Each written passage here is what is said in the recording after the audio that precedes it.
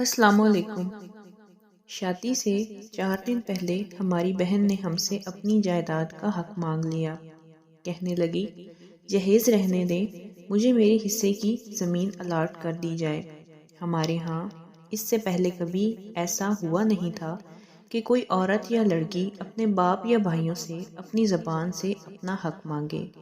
بڑوں نے بہن کو بہت سمجھایا کہ ایسا نہیں کرتے ہم گاؤں میں بے عزت ہو جائیں گے کہ ان کی بیٹی اپنا حصہ مانگ رہی ہے، لیکن بہن تھی کہ پیار کی زبان سمجھنے کی بجائے الٹا گھر والوں سے جھگڑا کرنے پر اتر آئی اور معاملہ عدالت میں لے جانے کی دھمکیاں دینے لگی۔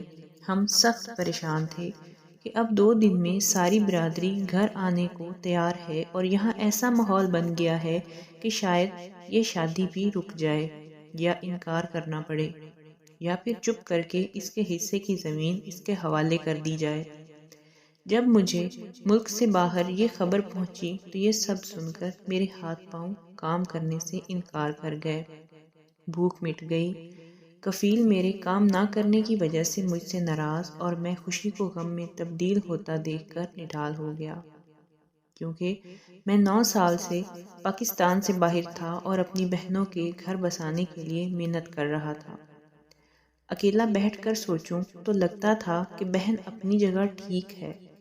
جب حدیث پاک کے مطابق شریعت اسے اپنا حق لینے کی اجازت دے رہی تو ہم کون ہوتے ہیں انکار کرنے والے؟ اور جب باقی کسی گھر کے فرد کی کال آتی تو لگتا کہ مجھے اپنی بہن کے پاس جا کر سمجھانا چاہیے کہ ایسا ٹھیک نہیں، ہم بے عزت ہو جائیں گے۔ لیکن کیا کرتا؟ ایک دن گزر چکا تھا اور 3 دن باقی تھے۔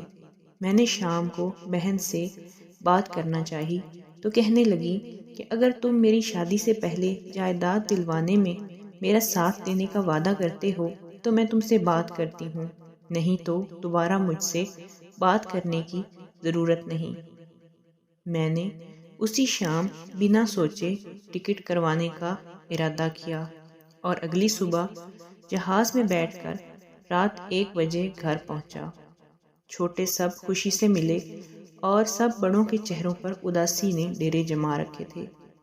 سب مجھے ملے ضرور، لیکن ایسے جیسے میں 9 سال بعد نہیں بلکہ ہر شام گھر آتا ہوں۔ اکیلی بیٹھی بہن کے پاس پہنچا تو میں نے محسوس کیا کہ وہ شدت سے میرا انتظار کر رہی تھی اور مجھے دیکھتے ہی مجھ سے لپٹ گئی اور ہم دونوں بے اختیار رونے لگے۔ میں حیران تھا کہ فون پر بات کرنے سے انکار کرنے والی بہن مجھے اتنی شدت، محبت، پیار، خلوص اور چاہت سے کیسے مل سکتی ہے۔ خیر ملنے کے بعد ہم دونوں بیٹھے۔ 9 سال بعد ہماری شکلیں کافی تبدیل ہو چکی تھیں، لیکن دل وہیں 9 سال پہلے والے جگہ پر اٹکے ہوئے تھے۔ باتیں شروع ہوئیں تو کہنے لگی بس مجھے میری زمین بھی مل گئی، مجھے میرا حق بھی مل گیا، مجھے میری خوشیاں بھی واپس مل گئیں، یعنی مجھے میرا بھائی مل گیا، تو جیسے مجھے میرا سارا جہاں مل گیا۔ اور ہم دونوں کھلکھلا اٹھے۔ میں نے پوچھا پھر تم نے سارے خاندان کو کیوں پریشان کیا؟ کہنے لگی اگر ایسا نہ کرتی تو جس طرح تم نے ہمیں ٹرک کی بتی کے پیچھے لگا رکھا تھا کہ اگلے مہینے آ جاؤں گا، دسمبر میں آ جاؤں گا، مارچ میں آ جاؤں گا، تو میرا خیال ہے کہ تم نے اور بھی 9 سال نہیں آنا تھا۔ اور یہ ہم دونوں باپ بیٹی کا پلان تھا جو اللہ کی رحمت سے کامیاب ہوا۔ اور پھر تھوڑی دیر میں سارے خاندان کی گئی ہوئی خوشیاں واپس آ گئیں اور مٹھائی کے ڈبے کھل گئے۔ میں نے اللہ کا شکر ادا کیا جس نے مجھے اپنی بہن سے ملوایا، اور باہر نکلتے ہوئے میں نے بہن سے کہا کہ شادی کے بعد میں تیرے سمیت باقی بہنوں کو بھی جائیداد میں ان کا حق دے کر اپنا فرض ادا کروں گا اور تیرے پلان کو مزید کامیاب بناؤں گا۔ یہ سنتے ہی کمرے میں موجود تمام لوگوں کے چہرے پر مسکراہٹ بکھر گئی۔